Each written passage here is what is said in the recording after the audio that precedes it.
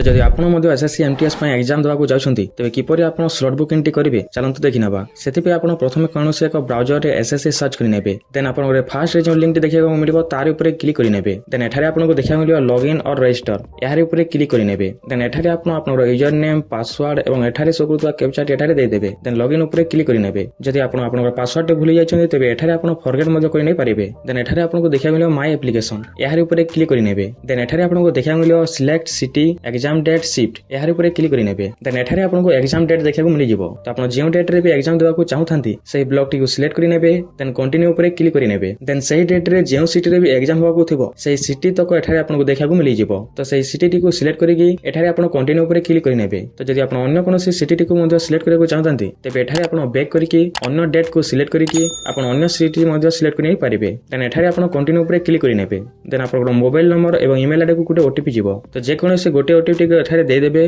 Then valid and submit ऊपर click करि नेबे। देन आपन स्लॉट बुकिंग टी सक्सेसफुली होई जिवो।